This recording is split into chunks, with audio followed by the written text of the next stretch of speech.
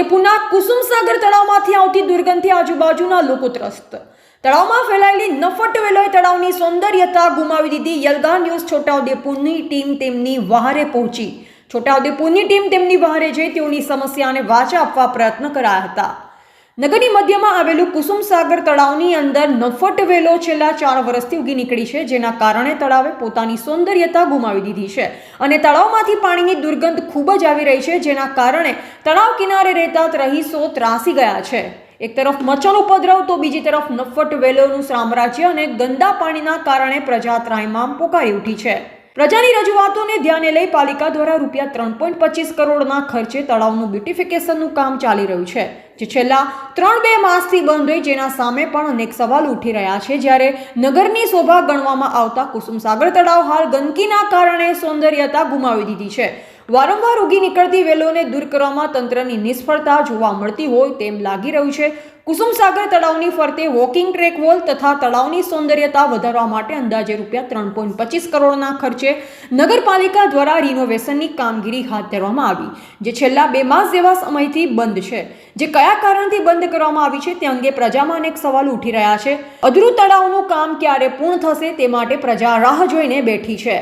ઉલ્લેખનીય છે કે 1.5 વર્ષ અગાઉ તળાવની સફાઈ અંગે રૂપિયા 18 લાખ પાલિકા દ્વારા મંજૂર કરવામાં આવ્યા હતા, પરંતુ હાલ પરિસ્થિતિ જેસે છે તેવી છે। હવે પ્રશ્ન ઉઠ્યો છે કે તળાવની સાફ સફાઈ પહેલા કરવી કે રિનોવેશન, બ્યુટિફિકેશન પહેલા કરવું, બ્યુટિફિકેશન થયા પછી તળાવની નફટ વેલો કઈ રીતના સાફ કરવામાં આવશે તે પણ પ્રજામાં ચર્ચાની વિષય ચાલી રહ્યો છે। તળાવ કિનારે રાત્રિના સમયે અવરજવર કરતા રહીશો, વાહન લઈ અવરજવર કરતા રાહદારીઓને તળાવના પાણીના ગંદકી દુર્ગંધ સહન કરવી પડે છે, જ્યારે કિનારા પર રહેતા રહીશો અને મચ્છરો કરડવા અને મચ્છરોથી થતા ડેન્ગ્યુ તથા મલેરિયા જેવી બીમારીઓ થવાનો પણ ડર રહેલો છે। રિપોર્ટર ઇમરાન મિર્ઝા। છોટાઉદેપુરનો કુસુમસાગર તળાવ સત્તાધારીઓને જ્યારે આપવામાં આવ્યું હતું કે છોટાઉદેપુરની સુંદરતા હણાય નહીં, પણ નગરપાલિકાને જ્યારે પણ જો ત્યારે વચમાં પણ 18 લાખ રૂપિયાનો કોન્ટ્રાક્ટ આપવામાં આવ્યો હતો સાફ સફાઈ માટે। એના પછી અત્યારે પણ 3 કરોડની ઉપર કોન્ટ્રાક્ટ આપવામાં આવ્યો હતો। એના પછી અત્યારે પણ નવો આ લોકોએ એ આપ્યો છે 1 કરોડ ને 55 લાખ રૂપિયાનો। તો આ તળાવ છે કે ખાડો છે કે પૈસા લોકોના પૈસાનો ગેરવહીવટનો આ એ થાય છે। એના માટે તળાવની કોઈ જાતની આ લોકો પાસે આયોજન નથી અને એના હિસાબે આજુબાજુના લોકોને પારેવાર ગંદકીનો સામનો કરવો પડે છે અને આ પૈસાનો ખાડો કરવા માટે આ તળાવનો રાખવામાં આવ્યો છે એવું લાગે છે।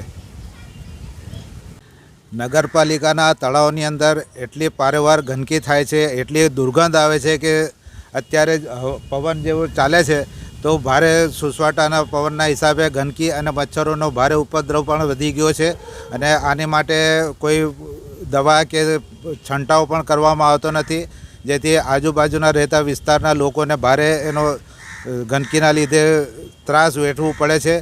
ક્યાં સુધી સહન કરવું એ સમજમાં નથી આવતું।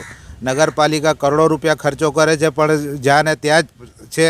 અત્યારે પણ નગરની તળાવની હાલત જુઓ તો તમે જોઈ શકો છો કે કેટલું બદતર અને કેટલું ગંદવાળાનું એક મોટું ઉકેળું જેવું તળાવ થઈ ગયું છે। તળાવ શહેરની વચ્ચોવચમાં હોય એટલે સુંદર હોવું જોઈએ, એને સ્વચ્છ રાખવું જોઈએ, એની જગ્યાએ સ્વચ્છ રાખવામાં નગરપાલિકા સદંતર નિષ્ફળ ગઈ છે।